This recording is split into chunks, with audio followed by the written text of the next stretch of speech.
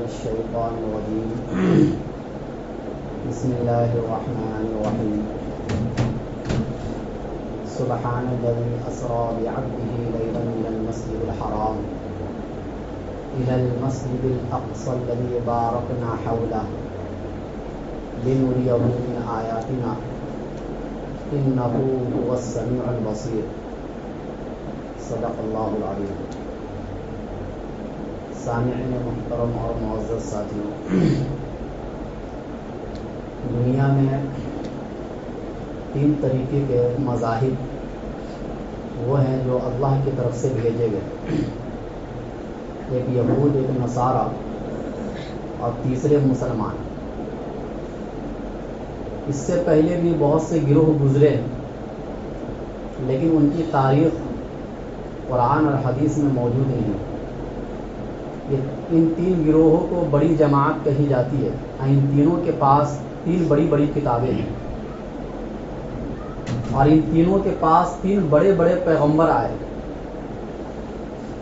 لیکن بنی اسرائیل کی تاریخ کیا ہے اور یہود کی تاریخ کیا ہے وہ ہم سمجھتے ہیں قرآن کریم کی روشنی میں، کہ ان کا وجود کب سے ہوا اور کون کون سے پیغمبر اس قوم میں آئے اور انہوں نے اپنے اپنے پیغمبروں کے ساتھ کیا کیا برتاؤ کیا۔ ان کی تاریخ کا آغاز حضرت ابراہیم علیہ السلام سے سمجھنا پڑے گا کہ وہ پیدا ہوئے عراق میں، لیکن عراق میں بت پرستی اتنی زیادہ تھی، خود ان کے والد جو تھے وہ بت پرست تھے، تو اللہ کے حکم سے وہ ہجرت کر کے آ گئے ملک شام، جس کو فلسطین کہا جاتا ہے۔ حدیث میں اس ملک کو ملک شام کہا جاتا ہے۔ وہ اس زمانے کا، نبی کے زمانے کا بہت بڑا ملک تھا اور آج بہت چھوٹا ہو کر وہ فلسطین بچا۔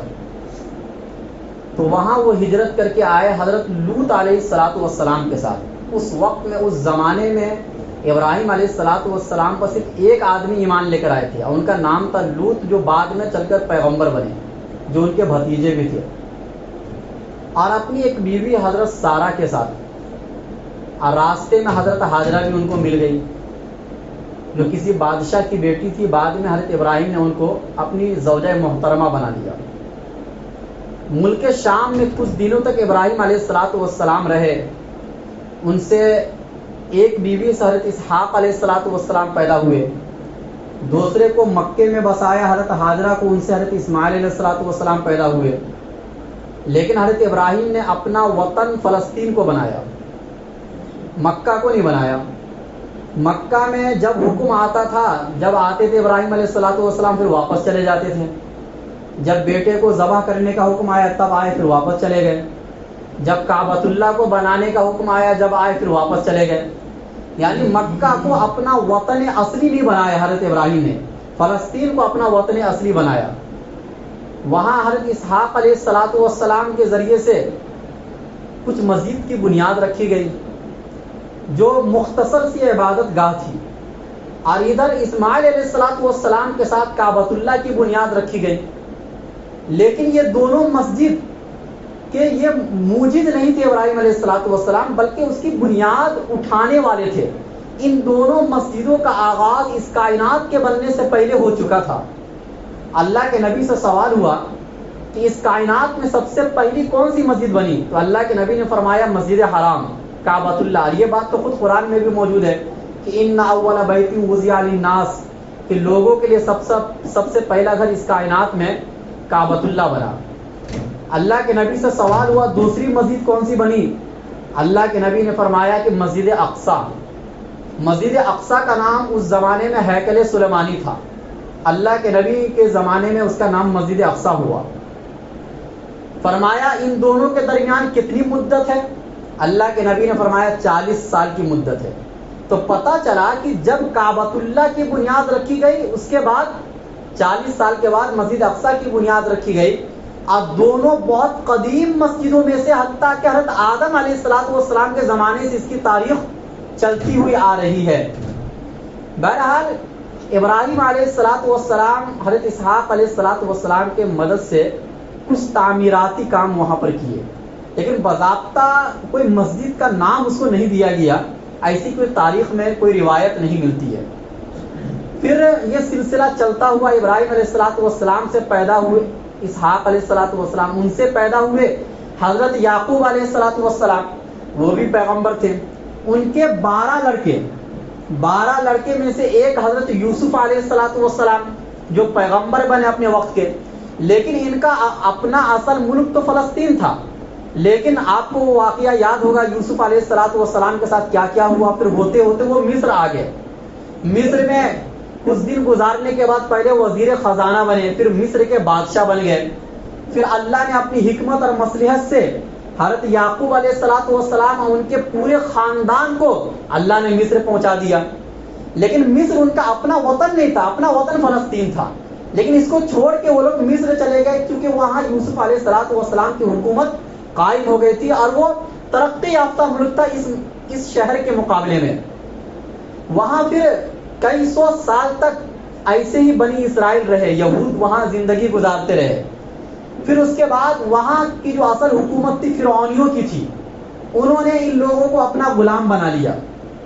یوسف علیہ السلام حضرت یعقوب علیہ السلام کے خاندان کے جو لوگ تھے، یعنی ان کے 12 بیٹوں سے جو اولاد بنی تھی، انہی لوگوں کو فرعونیوں نے غلام بنا لیا اور کئی سو سال تک ظلم و ستم اس کے اوپر ڈھاتے رہے۔ ایسی غلامی کی زندگی یہ لوگ گزارے، اور وہ تاریخ قرآن میں یہ سارے واقعات موجود ہے کہ بیٹوں کو ذبح کیا، عورتوں کو زندہ رکھتے تھے، اس کو غلام بنا کر رکھتے تھے، وہ سارے واقعات موجود ہے۔ اسی غلامی سے نجات دلانے کے لیے اب دوبارہ مسجد اقصی میں آباد کرنے کے لیے ان لوگوں کو اللہ نے موسیٰ علیہ السلام کو پیدا کیا اور ان کے بھائی حضرت ہارون علیہ السلام کو پیدا کیا۔ ان کا اصل مقصد تھا اسی غلامی سے ان کو نجات دلانا۔ چنانچہ موسیٰ علیہ السلام کے زمانے میں بھی ظلم و ستم ان پر ہوتا رہا۔ پھر بعد میں جب وہ پیغمبر بنے، وہ سارے واقعات قرآن میں موجود ہیں۔ پھر ہوتے ہوتے اللہ نے فرعون کو غرق کیا ایک دریا میں، اور موسیٰ علیہ السلام ان کی قوم اس دریا سے آگے نکل گئی۔ گویا کہ وہ ساری قوم اب مصر چھوڑ چکی ہے، اب وہ لوگ آگے آ چکے ہیں۔ آگے آئے، اب اللہ کا حکم آیا موسیٰ علیہ السلام کے پاس کہ دیکھو اصل تو مجھے مسجد اقصی کو آزاد کرانا ہے، فلسطین کو آزاد کرانا ہے، اس قوم کو دوبارہ وہاں آباد کرنا ہے، جو یہودی قوم ہوئی اس زمانے میں موسیٰ علیہ السلام کے زمانے میں۔ لیکن جب یہ لوگ ایک میدان میں تھے تو 12 خاندان کے 12 لوگوں کو موسیٰ علیہ السلام نے اس قوم کا جائزہ لینے کے لیے بھیجا۔ وہاں فلسطین میں قوم عمالقہ موجود تھی، جو قوم عاد کے بقایا میں سے تھی۔ قوم عاد جو دنیا میں بڑی طاقتور قوم گزری ہے، جس کا ذکر قرآن میں موجود ہے، اس کے کچھ لوگ باقی رہ گئے تھے جو فلسطین میں آباد ہو گئے تھے۔ اب وہ اتنے طاقتور قوم، یہ 12 لوگ گئے، ایک آدمی ملا قوم عمالقہ کا، اس ایک آدمی نے 12 کو گرفتار کر لیا۔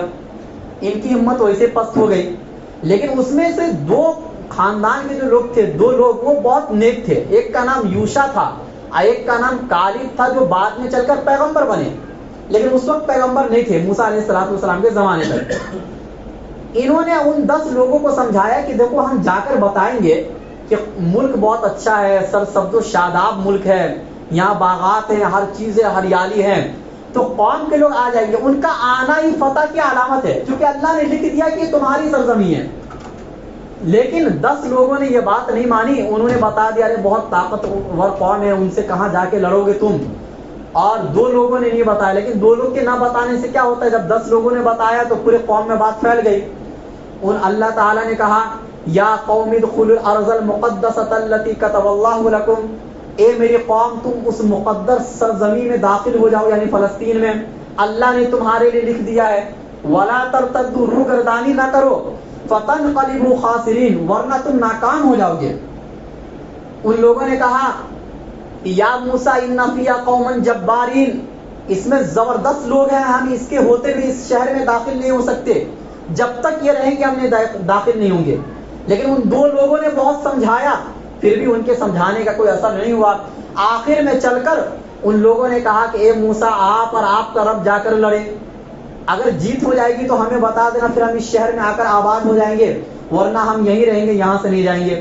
موسیٰ علیہ السلام مایوس ہو گئے اس قوم سے، اور اللہ تعالیٰ سے دعا مانگی، اے میرے رب آپ میرے درمیان اس قوم کے درمیان جدائی کر دیجئے، اب میں اس قوم کو نہیں سنبھال سکتا ہوں، اب میں اپنا مالک ہوں اور اپنے بھائی ہارون کا مالک، اس کے علاوہ میں کسی کا مالک نہیں ہوں۔ اللہ تعالیٰ نے اس قوم کو سزا دی، اور ایک وادی جس کو وادی تی کہا جاتا ہے، 40 سال تک اسی وادی میں گھرے رہے یہ لوگ، صبح چلتے تھے شام کو سوتے تھے، پھر واپس اسی جگہ پر آ جاتے تھے۔ لیکن اللہ نے ان کے لیے کھانے کا من و سلوہ کا انتظام کیا ان یہودیوں کے لیے، جس کا ذکر اللہ نے سورہ بقرہ میں تفصیل سے فرمایا۔ پینے کے لیے موسیٰ علیہ السلام نے ایک پتھر پر لاٹھی ماری، 12 چشمے نکل گئے 12 خاندان کے لیے، اور جب دھوپ کی تپش لگتی تھی تو اللہ تعالیٰ نے بادل کا سایہ کیا۔ یہ 3 انعامات اللہ نے اتنے نافرمان قوم پر بھی وادی تی کے اندر فرمائے۔ 40 سال کے بعد نسلیں بدلی، موسیٰ علیہ السلام اسی 40 سال کے دوران دنیا سے چلے گئے، ہارون علیہ السلام بھی چلے گئے، لیکن موسیٰ علیہ السلام نے ایک دعا مانگی جو بخاری شریف کی حدیث میں موجود ہے کہ اللہ میں تو اس ارض مقدسہ میں داخل نہیں ہو سکا، لیکن جب میری موت آئے تو آپ مجھے اس سے قریب کر کے میری موت نکالیے، تاکہ اس مقدس سرزمین کے اندر میں مدفون ہوں، میں دفن ہوں۔ یہ تمنا تھی ان کی، اور اللہ نے ان کی تمنا کو پوری کیا۔ بہرحال پھر اس کے بعد یوشع علیہ السلام پیغمبر بنے، وہ نسل ختم ہوئے، دوسری نسل آئی، حضرت کالب علیہ السلام پیغمبر بنے۔ اللہ تعالیٰ نے دوبارہ سے حکم دیا کہ جاؤ اس ارض مقدسہ کے اندر اس کو فتح کرو۔ ان کے ذریعے سے پھر فلسطین کیا ہو گیا؟ فتح ہو گیا حضرت یوشع علیہ السلام کے ذریعے سے۔ جب فتح ہونے کے قریب تھا تو سورج ڈوبنے والا تھا، تو انہوں نے اللہ تعالیٰ سے دعا کی، اللہ بس وقت بہت قریب ہے، اگر سورج ڈوب گیا تو کل پھر دوبارہ سے لڑائی لڑنی پڑے گی اور پھر یہ مقدس سرزمین ہمارے ہاتھوں سے نکل جائے گی، آپ اس سورج کو روک لیجئے۔ چنانچہ صحیح حدیث کے اندر، بخاری کی حدیث میں آتا ہے کہ اس ایک پیغمبر کے لیے، حضرت یوشع علیہ السلام کے لیے، اس دن کا سورج کو روک دیا گیا، اور پھر وہ سرزمین جب فتح ہوئی تب جا کے سورج ڈوبا۔ اس کے بعد قوم عمالقہ کو تو ہٹا دیے، لیکن ان کی کوئی زبردست حکومت نہیں بنی، ان بنی اسرائیل کی یہودیوں کی کوئی زبردست حکومت وہاں پر نہیں بنی، تو وقتاً فوقتاً وہ لوگ لڑائی جھگڑا ہوتے رہتا تھا ان کا، اور دوسری قومیں جو تھی وہ فلسطین پر ہمیشہ حملہ آور ہوتے رہتی تھی۔ تو یوشع علیہ السلام سے دنیا سے جا چکے تھے۔ پھر دوسرے پیغمبر آئے حضرت سموئیل علیہ السلام، جس کا نام لیے بغیر اللہ تعالیٰ نے اس واقعے کو دوسرے پارے کے آخر میں ذکر کیا ہے۔ اس وقت کے پیغمبر سے یہودیوں نے کہا کہ ہمارا کوئی ایک بادشاہ ہونا چاہیے جس کی ماتحتی میں ہم اس قوم سے لڑے، اور لڑنے کے بعد ان کو ہمیشہ ہمیشہ کے لیے نیست و نابود کر دے تاکہ ہمارا جینا آسان ہو۔ چنانچہ انہوں نے اللہ تعالیٰ سے دعا کی، اور اللہ نے ایک بادشاہ مقرر کیا طالوت کو۔ لیکن طالوت دیکھنے میں کوئی مال و دولت والے نہیں تھے، اور کوئی مطلب ان کے دیکھنے کے اعتبار سے کوئی بڑے آدمی نہیں تھے، وہ بہت نارمل قسم کے آدمی تھے، پیسے والے بھی نہیں تھے۔ اللہ تعالیٰ نے ان کو بادشاہ مقرر کیا، لیکن مجبوراً ان کو ماننا پڑا، ورنہ یہ قوم ماننے والی نہیں تھی تو بحث و مباحثہ نبیوں سے کرتی تھی۔ مجبوراً اس لیے مانی کہ آپ کب تک ظلم و ستم سہتے رہیں گے۔ چنانچہ انہوں نے حضرت طالوت کو مان لیا اور یہ کہا کہ دیکھو اگرچہ یہ نارمل قسم کے آدمی ہے، لیکن اللہ نے ان کو علم دیا، جسم دیا ہے۔ بادشاہ بننے کے لیے 2 چیزوں کا ہونا بہت ضروری ہے، ایک علم کا ہونا ضروری ہے، نمبر 2 دیکھنے کے اعتبار سے بھی طاقتور لگے تاکہ ان کا روب و دبدبہ سب پر قائم ہو۔ ان کے کارکردگی کے اندر لڑائی لڑی گئی جالوت سے، جو اللہ نے دوسرے پارے میں ذکر کیا، لیکن طالوت نے اپنی قوم سے یہ کہا کہ جب ہم جالوت سے لڑنے کے لیے جائیں گے تو بیچ میں ایک دریا آئے گا، اس دریا سے کوئی پانی نہ پینا، ہاں 1-2 چلو پی سکتے ہو۔ یہ حکم اس لیے دیا، وہ دیکھنا چاہتے تھے کہ کتنے لوگ امیر کا حکم مانتے ہیں، کیونکہ جنگ بغیر امیر کے نہیں لڑی جاتی ہے۔ لیکن زیادہ تر لوگوں نے پانی پیا پیٹ بھر کے، اب بہت کم لوگوں تھے جنہوں نے پانی نہیں پیا، اور جو لوگ پی لیے ان کا بھی جانے کا دل نہیں کیا آگے۔ ان کو کہا کہ اب تم یہیں پر رکو، جو لوگ پانی نہیں پیے وہی لوگ میرے ساتھ جائیں گے۔ اب بہت تھوڑی سی جماعت بچی، اللہ نے اسی کا ذکر کیا، وَكَمْ مِنْ فِيَةٍ قَلِيلَةٍ غَلَبَتْ فِيَةً كَثِيرَةً بِإِذْنِ اللَّهِ، وہ تھوڑی سی جماعت تھی جو بڑی جماعت پر غالب آ گئے بِإِذْنِ اللَّهِ، اللہ کے حکم سے۔ ان کی کوئی کارکردگی نہیں تھی، اللہ کو جتانا تھا۔ لیکن جالوت بچ گیا، اور اس قوم میں حضرت داؤد علیہ السلام بھی موجود تھے، جو ایک نوجوان اور طاقتور آدمی تھے لیکن ابھی پیغمبر نہیں بنے تھے. چنانچہ جالوت بار بار یہ کہہ رہا تھا کہ کوئی ہے جو مجھ سے لڑے. تو حضرت داؤد علیہ السلام اکیلے اس کو ایک پتھر مارے اور جس سے وہ گر گیا, مر گیا وہ. چنانچہ اس کے بعد طالوت کی حکمرانی قائم ہو گئی. ایک طرف ایک پیغمبر ہیں, یعنی ان کو اللہ نے یہ یہودیوں کو اللہ تعالیٰ نے اس طریقے سے آباد کیا کہ ایک پیغمبر بھی ہوتے تھے جو دینی رہنمائی کرتے تھے, ایک بادشاہ بھی ہوتے تھے جو دنیاوی رہنمائی کرتے تھے. 16 سال تک طالوت کی حکومت رہی اور اس وقت میں پورے بنی اسرائیل متحد ہو گیا. اب ان کی فلسطین پر بہت زبردست حکومت قائم ہو گئی. 16 سال کے بعد اللہ تعالیٰ نے حضرت داؤد علیہ السلام کو پیغمبر بھی بنایا اور بادشاہ بھی بنایا, دونوں بنایا. اس کا ذکر اللہ نے قرآن میں کیا ہے. تو اب اس وقت ان کی حکومت 39 سال رہی حضرت داؤد علیہ السلام کی. انہوں نے پھر چھوٹا سا محراب بنایا, وہی مسجد اقصی جہاں پر موجود ہے. 39 سال کے بعد پھر سلیمان علیہ السلام جو داؤد علیہ السلام کے بیٹے تھے, ان کو بھی اللہ نے پیغمبر بھی بنایا بہت بڑا, اور پیغمبر بنانے کے ساتھ ساتھ اللہ تعالیٰ نے ان کو بادشاہت بھی دی. ایسی بادشاہت نہ ان سے پہلے اللہ نے کسی کو دنیا میں دی, نہ ان کے بعد اللہ قیامت تک ایسی حکومت کسی کو دنیا میں دیں گے. بادشاہوں پر, چرند پرند, جناتوں پر, ہر ایک چیز پر اللہ نے ان کی حکومت دی. ہواؤں پر, پرندوں پر, ہر ایک کی بولی وہ سمجھ جاتے تھے. اور ان کا دارالسلطنت فلسطین تھا. پوری دنیا کی حکومت کا اس وقت مرکز اور دارالسلطنت وہی علاقہ تھا. انہوں نے پھر نئے سرے سے مسجد اقصی کو تعمیر کیا, اور اس مسجد اقصی کے تعمیر کرنے کی نسبت سلیمان علیہ السلام کی طرف ہوتی ہے, جیسا کہ کعبۃ اللہ کے تعمیر کرنے کی نسبت ابراہیم علیہ السلام کی طرف ہوتی ہے. حالانکہ یہ دونوں ان کے پہلے بنانے والے نہیں ہیں, پہلے تو بہت پہلے سے یہ دونوں مسجدیں بنی جا چکی تھی, لیکن نئے سرے سے اس کا آغاز اور اس کے بعد سے آج تک وہ سلسلہ جو چلتا ہوا آ رہا ہے, اس کے بعد منہدم نہیں ہوا یہ دونوں گھر اللہ تعالیٰ کا, وہ سلیمان علیہ السلام کے زمانے سے اور ابراہیم علیہ السلام کے زمانے سے. بہرحال سلیمان علیہ السلام کی حکومت بھی 39 سال تک رہی. یہ کل ملا کے 94 سال ہوتے ہیں, 39 اب 16 سال, کل ملا کے 94 سال ہوتے ہیں. یہ 94 سال یہودیوں کا بہت طاقتور سلطنت, اور بہت مضبوط تھے یہ لوگ, اور کوئی تفرقہ بازی, کوئی اختلاف نہیں, اور کسی پیغمبر کے خلاف یہ لوگ کوئی سازش نہیں رچے. یہی ایک دور ایسا گزرا ان کے اوپر کہ بہت شاندار دور ان کا تھا. اس کے بعد سے کبھی بھی یہ لوگ اکٹھے جمع نہیں ہو سکے کسی بھی ایک ملک کے اندر. چنانچہ سلیمان علیہ السلام کے جانے کے بعد پھر ان میں بگاڑ پیدا ہوا, آہستہ آہستہ ایسا بگاڑ پیدا ہوا کہ یہ لوگ بت پرستی کے شکار ہو گئے. اللہ تعالیٰ نے اس قوم کے اوپر حملہ کیا, اور ایک شہر ہے یعنی مصر کے بادشاہ نے اس کے اوپر حملہ کیا, لیکن اتنا کوئی نقصان نہیں پہنچایا. یہ ایک وارننگ تھی اللہ کی طرف سے کہ تم دوبارہ توبہ کر لو, اب پھر سے تم جو ہے سدھر جاؤ. اس بیچ میں پیغمبر بھی آتے رہے, لیکن یہ لوگ پیغمبروں کو قتل کرنے کے عادی بن گئے. جو ان کو سمجھاتے تھے اس کو قتل کر دیا کرتے تھے. ایسے ہزاروں پیغمبروں کو ان لوگوں نے قتل کیا. اس کے بعد پھر دوبارہ مصر کی حکومت نے ان کے اوپر حملہ کیا, اور حملہ کرنے کے بعد اس وقت مسجد اقصی کو بھی نقصان پہنچایا اور شہروں کو بھی نقصان پہنچایا. لیکن دوبارہ سے ان کی سلطنت پھر سے قائم ہوئی. قائم ہوتے ہوتے ان میں 2 گروہ بن گیا, ایک فلسطین میں آباد ہوا, ایک اردن میں آباد ہوا, اور اس کے بعد یہ دونوں پھر آپس میں ایک دوسرے کے دشمن بن گئے. اس طریقے سے بڑھتے چلے گئے. بڑھتے بڑھتے جب اس قوم کی حالت کچھ اور زیادہ خراب ہو گئی تو بخت نصر بادشاہ کو اللہ نے اس کے اوپر مسلط کیا. لیکن پہلی مرتبہ زیادہ اس نے ظلم و ستم نہیں کیا. یہ سب عیسیٰ علیہ السلام سے پہلے ہو رہا ہے. لیکن اس کے بعد جب بخت نصر نے پہلے حملے کے بعد اپنا ایک گورنر وہاں مقرر کیا فلسطین کے اندر, تو اس گورنر نے بخت نصر سے بغاوت کر لی.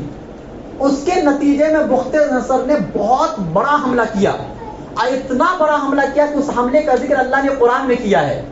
وَقَضَيْنَا فِي الْكِتَابِ لَتُفْسِدُنَّ فِي الْأَرْضِ وَلَتَعْلُنَّ عُلُوًّا كَبِيرًا. اللہ نے کہا کہ میں نے تورات انجیل میں لکھ دیا ہے کہ تم 2 مرتبہ زمین میں فساد برپا کرو گے. ایک مرتبہ یہی کہ بخت نصر بادشاہ نے اس کے اوپر حملہ کیا. فَإِذَا جَاءَ وَعْدُ أُولَاهُمَا بَعَثْنَا عَلَيْكُمْ عِبَادًا لَنَا أُولِي بَأْسٍ شَدِيدٍ فَجَاسُوا خِلَالَ الدِّيَارِ. ہم ایسے بندوں کو تمہارے اوپر مسلط کر دیں گے جو بہت سخت جنگجو ہوں گے. چنانچہ بخت نصر نے ایسا ملک کو تباہ کیا, مسجد اقصی کو پورا توڑ کے رکھ دیا اس نے, اور پورے یہودیوں کو اپنے ملک بابل لے کر آیا. اب بابل میں 70 سال تک ان لوگوں کو غلام بنا کے رکھا. لیکن اسی بیچ نبی بھی آتے رہے بابل کے اندر, اور 2 فرشتوں کو بھی اللہ تعالیٰ نے اتارا, ہاروت اور ماروت کو, جس کا ذکر اللہ نے سورہ بقرہ میں پہلے پارے میں کیا, ان کو سمجھانے کے لیے کہ معجزہ کیا ہوتا ہے, جادو کیا ہوتا ہے. بہرحال یہ ایک لمبا واقعہ ہے. اس کے بعد جب بخت نصر ہار گیا ایران والوں سے, تو وہاں کے بادشاہ نے اس کے اوپر رحم و کرم کیا, اور اس کو دوبارہ سے فلسطین میں آباد کیا. ان یہودیوں کو آباد ہونے کے بعد پھر ان میں کچھ صحیح لوگ پیدا ہو گئے تھے ان ظلم و ستم کو دیکھنے کے بعد, لیکن دوبارہ سے پھر ان میں بگاڑ پیدا ہوا. اچھا, اسی دوران جب ان میں بگاڑ پیدا ہوا اور اللہ نے ملک کو جب تباہ کر دیا تھا بخت نصر کے حملے سے, تو حضرت عزیر علیہ السلام کا فلسطین کے کسی وادی سے گزر ہوا, جس کا ذکر اللہ نے 3 پارے میں کیا ہے. فلسطین کی کسی وادی سے گزر ہوا, تو انہوں نے کہا کہ یہ مری ہوئی بستی کو اللہ دوبارہ کیسے زندہ کریں گے. تو اللہ تعالیٰ نے حضرت عزیر علیہ السلام کو موت دے دی. اب 100 سال تک اسی حالت میں وہ پڑے رہے.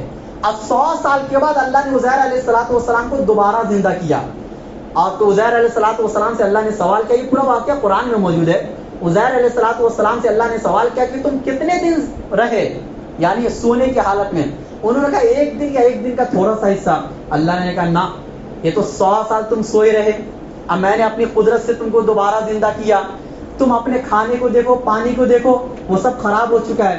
تم نہیں, وہ سب خراب نہیں ہوا ہے, لیکن گدھے کو دیکھو, جس گدھے پہ وہ سوار ہو کے آ رہے تھے, وہ گدھے کا پورا گوشت گل سڑ کر ہڈی اس کا ڈھانچہ رہ گیا تھا بس.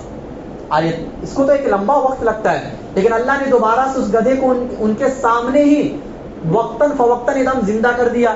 وہ گدھا چلنے لگا, ایک دم 1 منٹ میں اللہ نے سب کام کیا. تو عزیر علیہ السلام نے کہا کہ آپ ہر چیز پر قادر ہیں. تو دوبارہ سے عزیر علیہ السلام کو اس قوم میں اللہ نے بھیجا, اور ان کا بہت احترام کرتے تھے یہودی, یہی سب دیکھ کر. اور انہوں نے دوبارہ سے تورات کو لکھا, جو بدل گیا تھا تورات, اس کو دوبارہ سے اپنی یادداشت سے انہوں نے لکھا. اتنا احترام کیا کہ یہودیوں نے ان کو اللہ کا بیٹا بنا دیا. وقالت الیہود عزیر ابن اللہ وقالت النصارى المسیح ابن اللہ, کہ یہود نے کہا کہ عزیر اللہ کا بیٹا ہے, اور نصارہ نے کہا کہ عیسیٰ اللہ کے بیٹے ہیں. بہرحال عزیر علیہ السلام کا جب زمانہ گزر گیا, تو اس وقت تک تو یہ لوگ صحیح تھے, انہوں نے بہت محنت کی ہے اس قوم کے اوپر, بہت صحیح لوگ پیدا ہوئے. لیکن دوبارہ سے ان میں بگاڑ پیدا ہوا, تو انطاکیہ کے شہر کے بادشاہ نے ان کے اوپر دوبارہ حملہ کیا, لیکن وہ بھی ایک وارننگ کے طور پر تھی, اتنا کوئی نقصان اس بادشاہ نے نہیں پہنچا. یہ 4تھا حملہ تھا اس قوم کے اوپر. نہیں, 5واں حملہ تھا کہ روم کے لوگوں نے 2 مرتبہ حملہ کیا, بخت نصر نے 2 مرتبہ حملہ کیا, اور انطاکیہ کے شہر والوں نے 5واں حملہ کیا.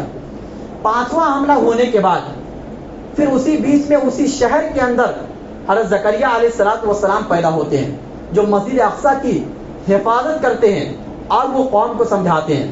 پھر اسی بیچ میں ان کے بیٹے حضرت یحییٰ علیہ السلام پیغمبر بن کر پیدا ہوتے ہیں. اسی بیچ میں دعا کے نتیجے میں حضرت مریم پیدا ہوتی ہے, جو اسی مسجد اقصی کی خدمت کرتی ہے. اور انہی کے بطن مبارک سے اللہ ایک بہت بڑے پیغمبر حضرت عیسیٰ علیہ السلام کو اسی شہر میں پیدا کرتے ہیں, یعنی اسی فلسطین کے اندر, اور وہ بھی مسجد اقصی کے امام بنتے ہیں. لیکن یہ یہودی چونکہ اتنے بگڑ چکے تھے, نبیوں کو قتل کرنے کے اتنے عادی ہو گئے تھے, کہ عیسیٰ علیہ السلام کو بھی ان لوگوں نے نہیں چھوڑا. حضرت زکریا یحییٰ علیہ السلام کو تو قتل کیا ان لوگوں نے, لیکن عیسیٰ علیہ السلام کو بھی قتل کرنے کے لیے آ رہے تھے. لیکن اللہ کا منشا کچھ اور تھا, کیونکہ ان کو دوبارہ بھیجنا ہے اس دنیا کے اندر قیامت کے قریب, اس لیے اللہ نے ان کو دوبارہ آسمان پر اٹھا لیا. اس کے بعد چونکہ عیسیٰ علیہ السلام کی مخالفت کی ان لوگوں نے, اس کے نتیجے میں اللہ تعالیٰ نے روم کے بادشاہ کو ان کے اوپر مسلط کر دیا. اور وہ اتنے خطرناک طریقے سے مسلط ہوئے کہ اللہ نے اس کا ذکر قرآن میں کیا کہ فَإِذَا جَاءَ وَعْدُ الْآخِرَةِ لِيَسُوءُ وُجُوهَكُمْ وَلِيَدْخُلُوا الْمَسْجِدَ كَمَا دَخَلُوهُ أَوَّلَ مَرَّةٍ وَلِيُتَبِّرُوا مَا عَلَوْا تَتْبِيرًا, کہ یہ جب قوم حملہ آور ہوگی تو یہ اس طریقے سے ہوگی کہ تمہارے چہرے کو بگاڑ دے گی, تمہارے مسجدوں کو ویران کر دے گی, اور جہاں جہاں ان کو فتنہ کرنے کا موقع ملے گا وہاں وہاں یہ لوگ فتنہ کریں گے. یہ کب ہوا؟ یہ عیسیٰ علیہ السلام کے بعد ہوا. اس کے بعد سے اس سرزمین پر یہ قوم آباد نہیں ہو سکی. پھر وقتاً فوقتاً عیسائیوں نے اس سرزمین کو سنبھالا اور ہوتے ہوتے اس مسجد اقصیٰ کی تاریخ ہمارے نبی تک آئی. ہمارے نبی صلی اللہ علیہ وسلم تو مکہ میں پیدا ہوئے اور ان کا اصل وطن مکہ تھا، لیکن اللہ تعالیٰ نے جس طریقے سے تمام نبیوں کو مسجد اقصیٰ سے جوڑا تھا، اسی طریقے سے ہمارے نبی کو بھی معراج کے سفر کی ابتدا کرا کے اور تمام نبیوں کی وہاں پر امامت کرا کے اور مدینہ جانے کے بعد 17 مہینہ قبلہ اول بنا کر اس مسجد اقصیٰ سے ہمارے نبی علیہ السمت کو بھی جوڑ دیا. گویا کہ یہ بھی ایک لمبی تاریخ ہے، انشاءاللہ اس کے اوپر آگے بھی بیان ہوگا. یہاں پر یہ تو قرآن کی روشنی میں نے پوری تاریخ کو بیان کیا ہے، حدیث کی روشنی میں، اجماع امت کی روشنی میں بہت لمبی تاریخ ہے اس قوم کی مسجد اقصیٰ کی. بتانا اتنا ہے یہاں پر کہ دیکھو اللہ کے دو گھر ہیں نا، ایک کعبۃ اللہ، ایک مسجد اقصیٰ. قبلہ ہونے کہا کہ ان دونوں کو حاصل ہے، لیکن دونوں کے بارے میں اللہ تعالیٰ کی سنت الگ الگ ہے. کعبۃ اللہ کے اوپر کوئی حملہ آور ہوگا تو کعبہ کی حفاظت اللہ خود کریں گے. کعبہ کو اللہ نے امت کے ذمے نہیں لگایا. چنانچہ سورہ فیل الم تر کیف فعل ربک باصحاب الفیل یہ اسی واقعے کا نتیجہ ہے کہ اللہ نے اس کی حفاظت خود سے کی ہے. لیکن مسجد اقصیٰ پر کوئی حملہ آور ہوگا تو یہ امت کی ذمہ داری ہوگی اس کی حفاظت کی. نمبر 2، کعبۃ اللہ کو اللہ نے قیاما للناس بنایا، یعنی دنیا کا وجود کعبہ کے وجود پر موقوف ہے. جس دن کعبہ نہیں رہے گا یہ دنیا نہیں رہے گی، اس لیے اس کی حفاظت کی ذمہ داری بھی اللہ نے اپنی ذمہ لی.